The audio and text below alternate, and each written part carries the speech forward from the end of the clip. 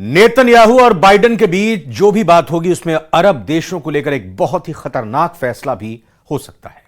सबसे बड़ी बात यह है कि इजराइल के नंबर 1 दुश्मन ईरान को लेकर डोनाल्ड ट्रंप के साथी जेडी वेंस ने ऐसा सुझाव दिया जिसे लेकर पश्चिम एशिया ही नहीं बल्कि पूरी दुनिया में युद्ध छिड़ने का खतरा हो गया है। इस रिपोर्ट में देखते हैं।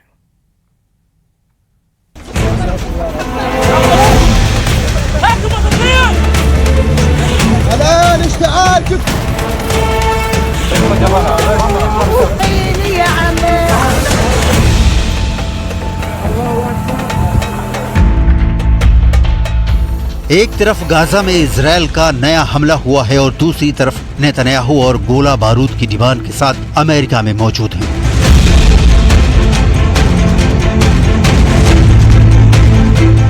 गाजा में इजराइल की बमबारी से एक ही दिन में करीब 100 लोगों की मौत हो चुकी है, 300 से ज्यादा घायल हैं। ये गाजा में सबसे खूनी दिनों में से एक साबित हुआ है।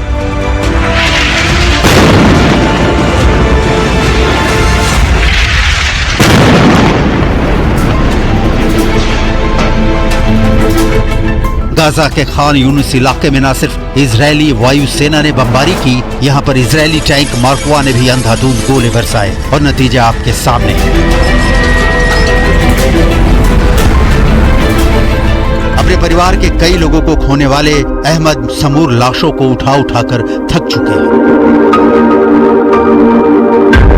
इजराइल ने जब हमला किया तो एक 4 मंजिला इमारत पूरी तरह ढह गई। अहमद समूर का घर इसी इमारत में था।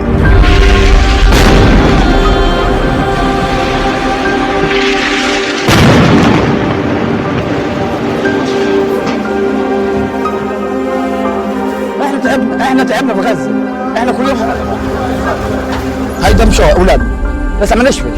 طول لسه خلف متخيل تحت الضوء، لسه خلف تحت الضوء ظايلين، يعني كوام تحت الضوء، ما حدش قال نخلق. 4 طوابق بنزلها بصفطها على الشقق زي ما هي على المواطنين। गाजा के नासिर मेडिकल कॉम्प्लेक्स में एक साथ करीब 200 घायल लोगों को पहुंचाया गया। बहुत से लोग मर चुके थे, लेकिन उनके रिश्तेदारों को उम्मीद थी कि सांस बाकी है। ये तस्वीरें बता रही हैं कि एक तरफ गाजा में तबाही जारी है, लेकिन दूसरी तरफ अमेरिका में नेतन्याहू को घेरने की कोशिश भी जारी है।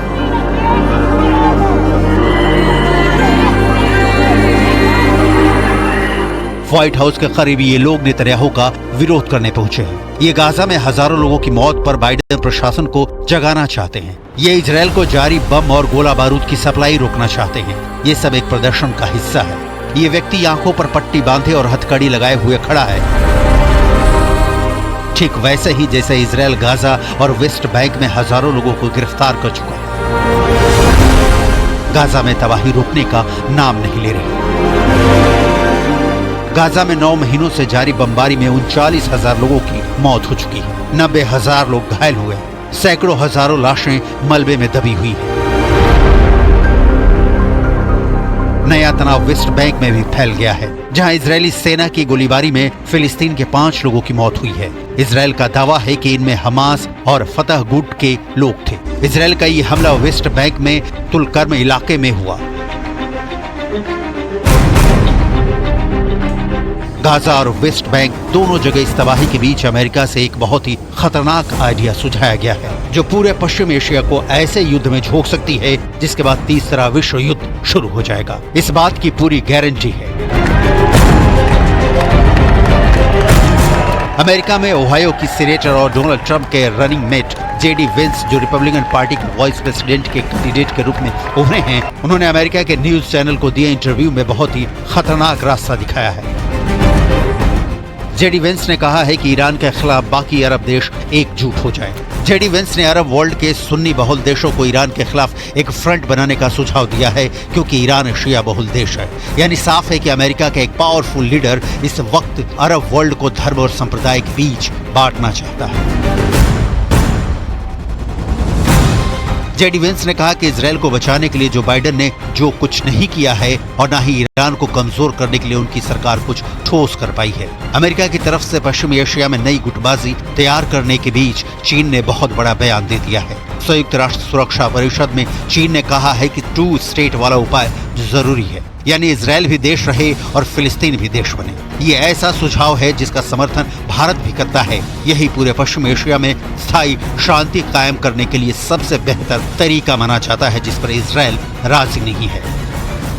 近日，国际法院发表咨询意见，认定以色列持续占领巴勒斯坦违反国际法，以色列有义务立即结束对巴勒斯坦领土的非法占领。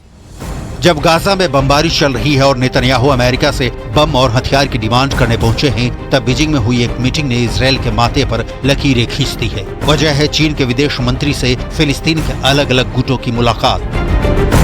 इस मीटिंग में हमास और फतह दोनों गुट के नेता शामिल हुए। खबर यह है कि फिलिस्तीन के 14 गुट इस बात पर राजी हुए हैं कि PLO यानी फिलिस्तीन लिबरेशन ऑर्गेनाइजेशन पूरे फिलिस्तीन के लोगों का सही प्रतिनिधित्व करता है। 最核心的成果就是明确巴解组织是巴勒斯坦人民的唯一合法代表。最突出的亮点就是围绕加沙战后治理，组建临时民族和解政府达成了一致。 जहां अमेरिका फेल हुआ है, वहां चीन ने बाजी मारी है। सऊदी अरब और ईरान के बीच दोस्ती कराने के बाद चीन इजराइल और फिलिस्तीन के बीच स्थायी हल निकालने में जुट गया है। चीन अब डील मेकर बनना चाहता है, लेकिन इन तस्वीरों के बीच अगला एक हफ्ता गाजा में चल रहे युद्ध के लिए बहुत अहम होने वाला है।